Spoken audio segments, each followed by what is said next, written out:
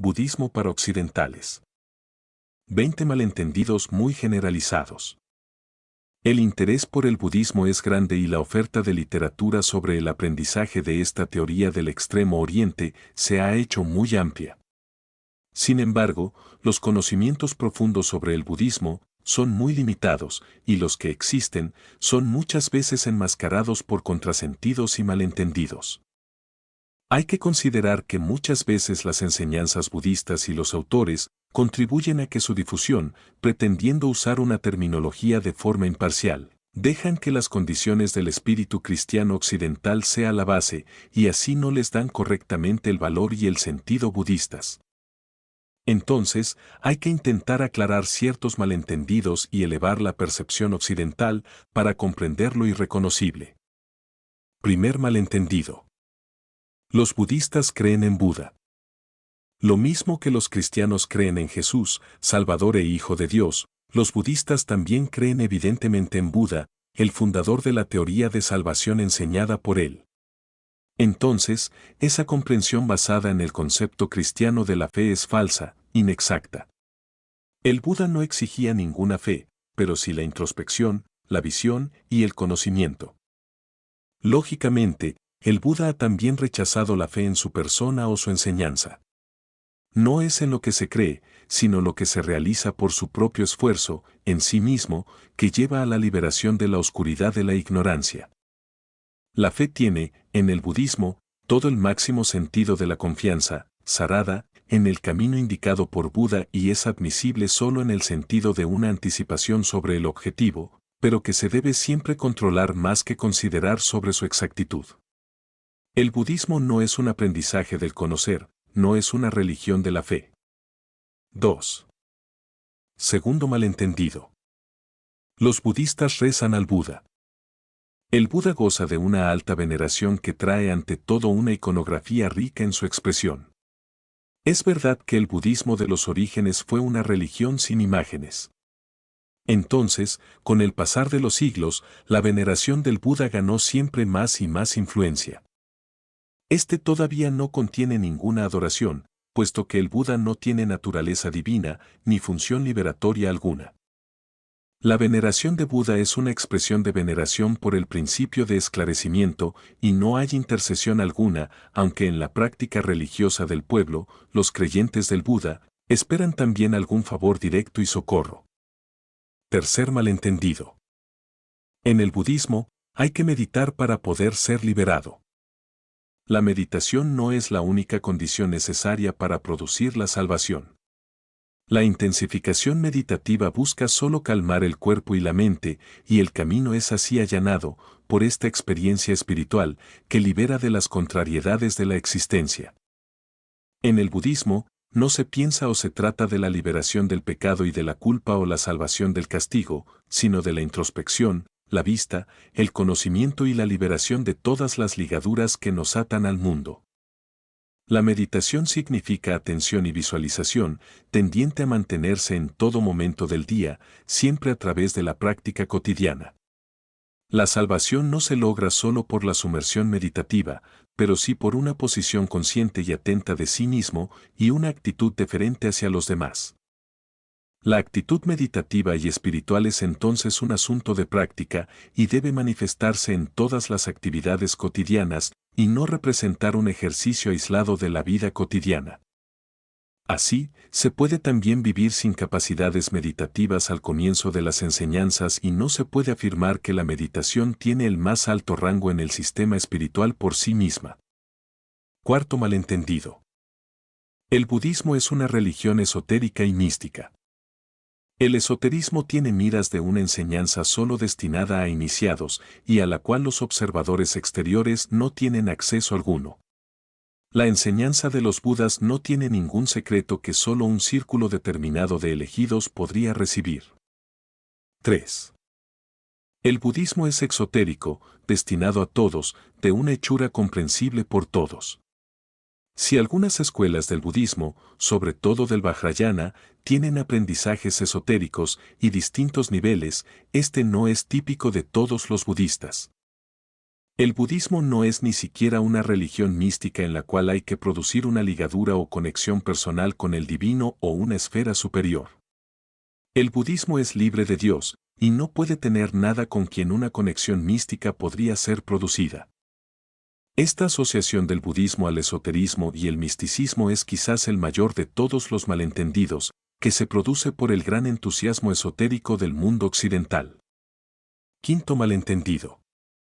El budismo tiene muchos dioses. Si hay dioses en el discurso del budismo, las naturalezas o criaturas celestes, producidas, no son seres en el sentido legítimo de la naturaleza. La existencia divina, para ser considerada válida, no es eterna, pero sí un modo de existencia producido por un karma positivo, y como toda forma de existencia, no es absolutamente definitiva. Así los dioses deben retirarse después que ellos alcanzan a nivelar su buen karma.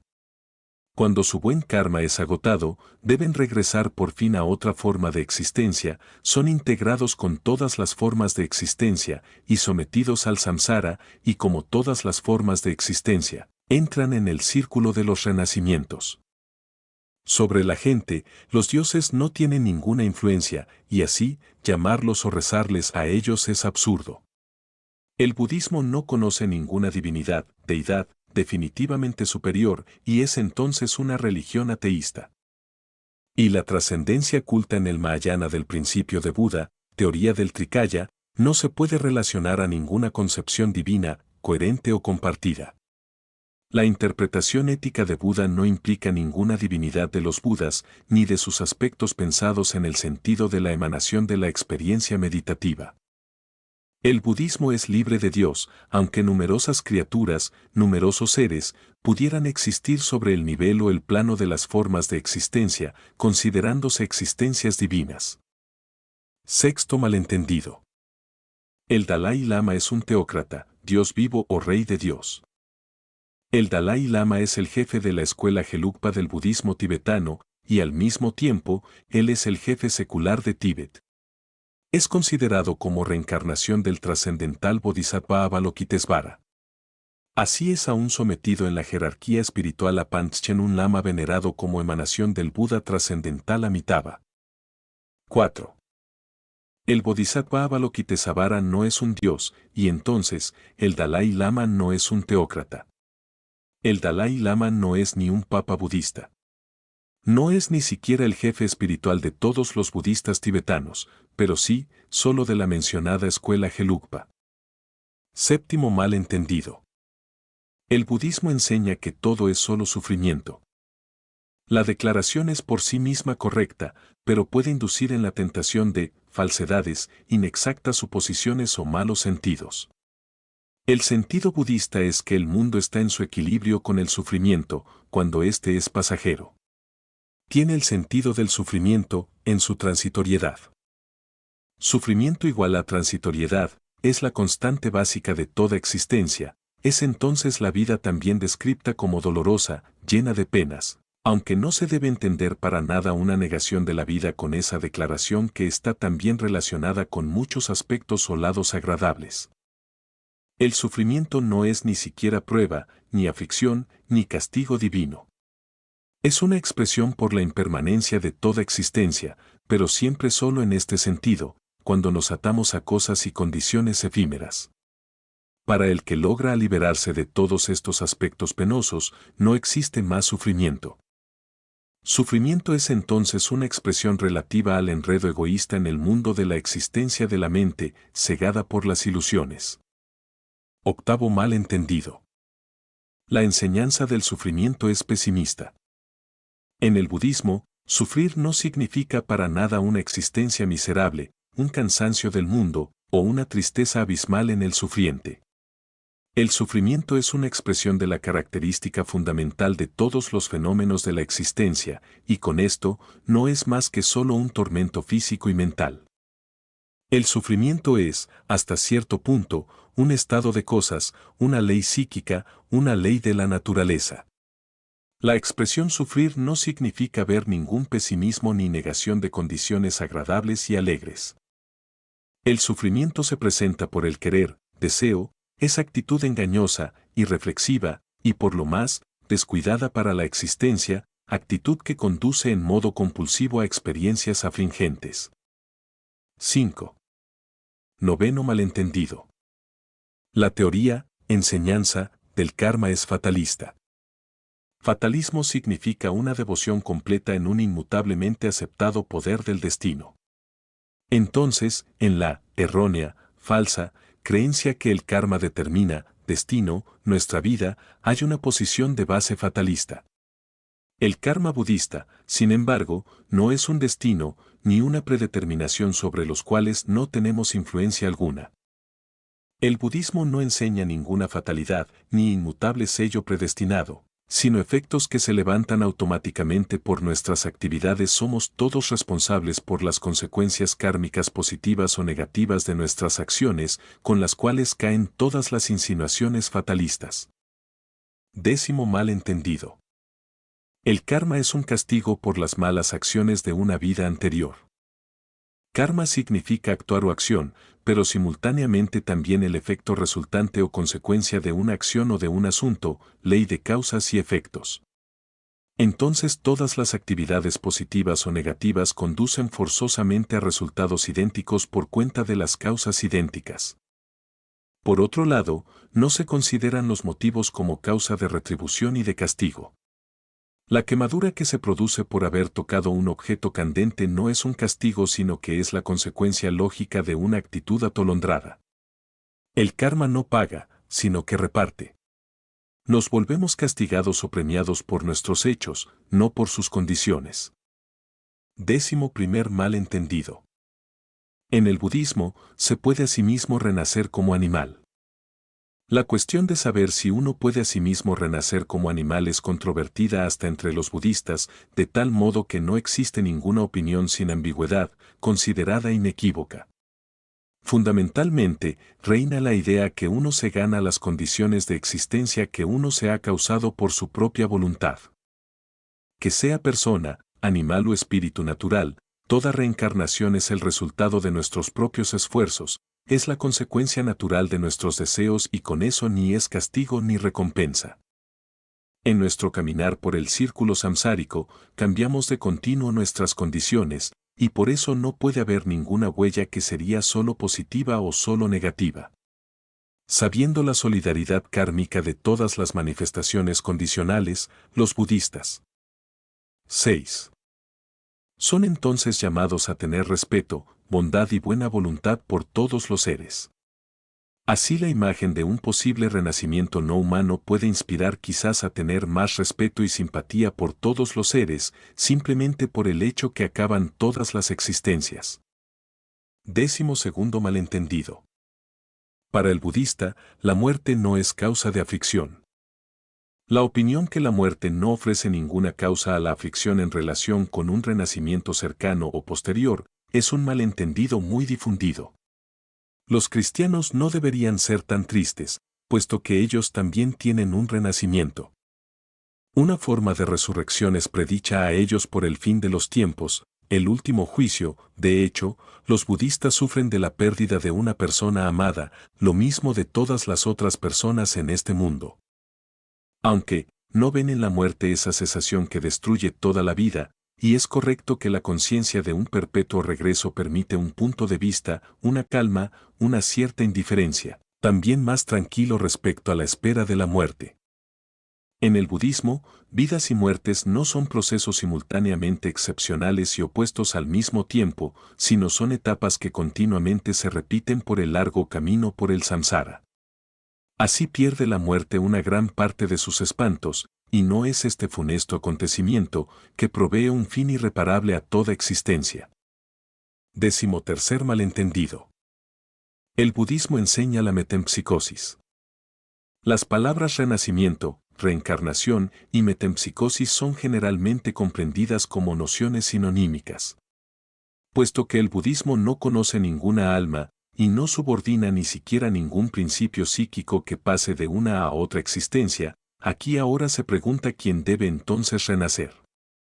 Si no hay nadie ni nada que sobrevive en la existencia terrestre y que sea capaz de darle forma, En el budismo renacer no significa, a diferencia de la metempsicosis hindú, ninguna transmigración substancial, y no se cree en una unidad de alma entre la persona A y la persona B. La noción de renacimiento es inexacta, infondo, puesto que no somos nacidos de nuevo como misma entidad, ni física, ni mental. El renacimiento en el budismo no mira a ninguna repetición y ninguna reposición, es una continuidad de los procesos psíquicos ya existentes que sobreviven a la muerte física. La reactualización de las fuerzas intelectuales no puede llegar a producirse, al no agotar los recursos energéticos todavía disponibles, gracias a la realización, quedan los instintos como un hecho real. 7. Si, después de la extinción de todo, no quedan disponibles los instintos, no habría nada más con que se pudiera inflamar el propio yo, entonces no se impone otra estancia en el círculo de las existencias, samsara, y entonces no habría ningún porvenir de renacimiento.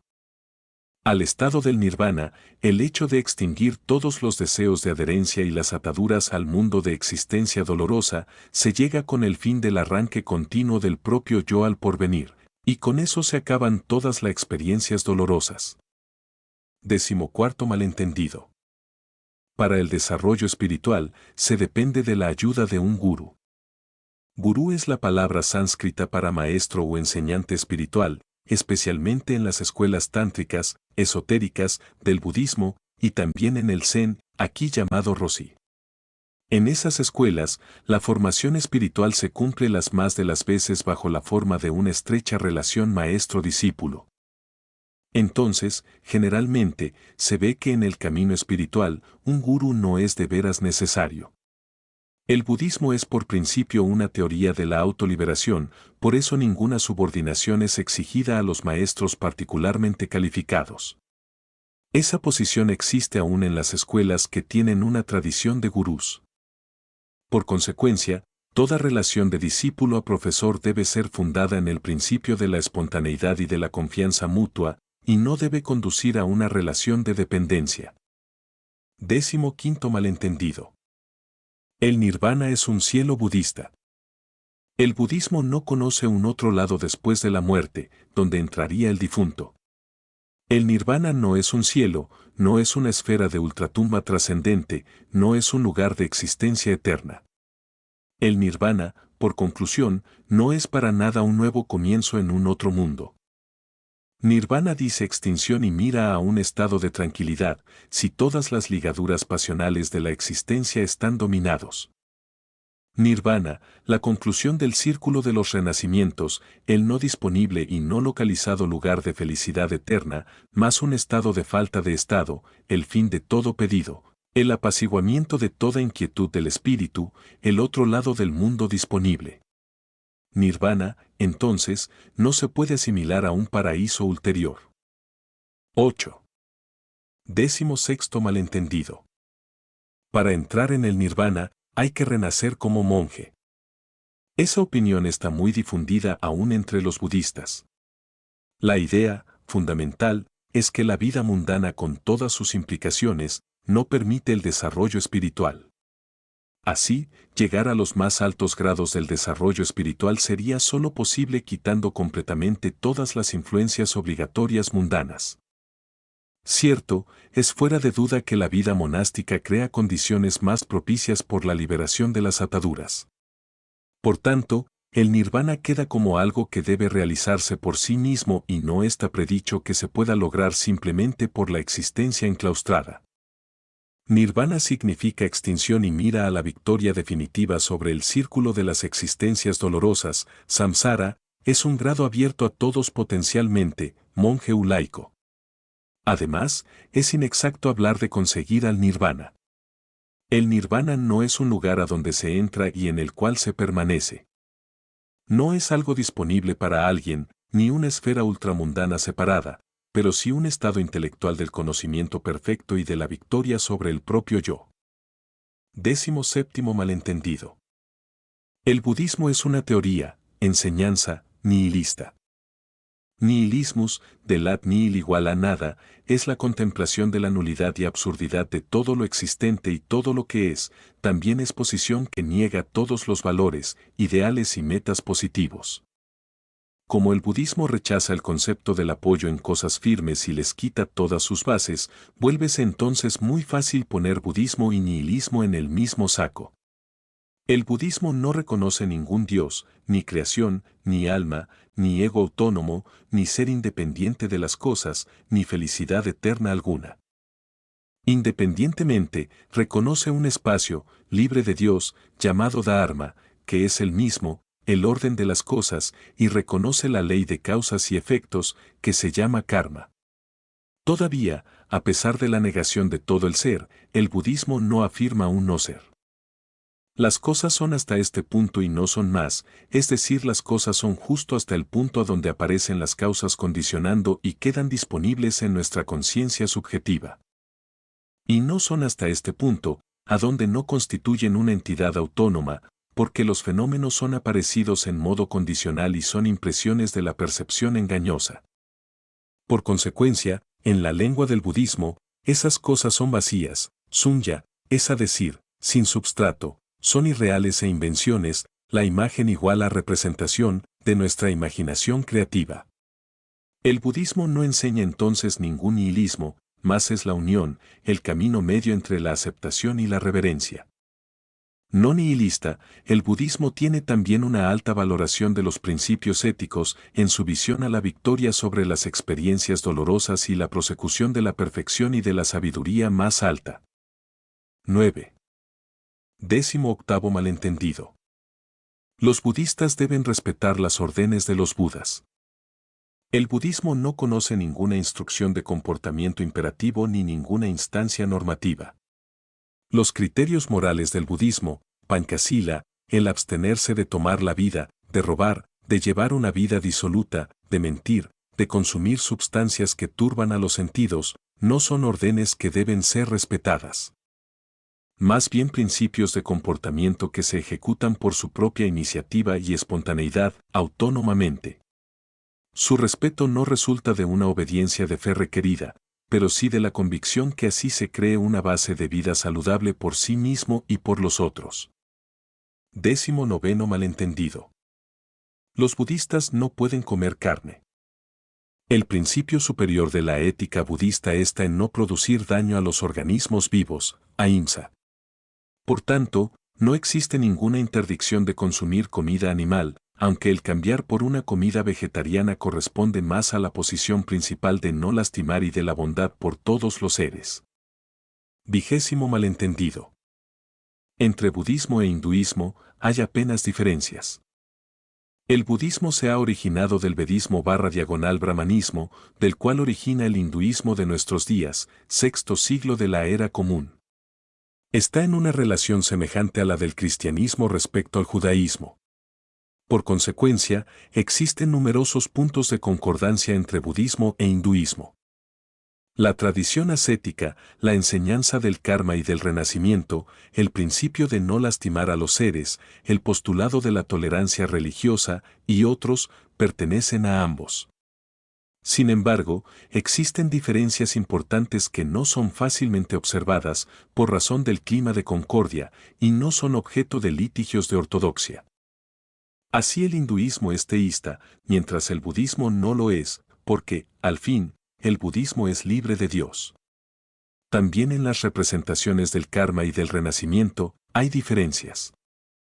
Si el hinduismo enseña que el alma transmigra, el budismo rechaza la participación de un alma inmortal y su reincorporación después de la muerte sin ignorar una sustancia psíquica. 10.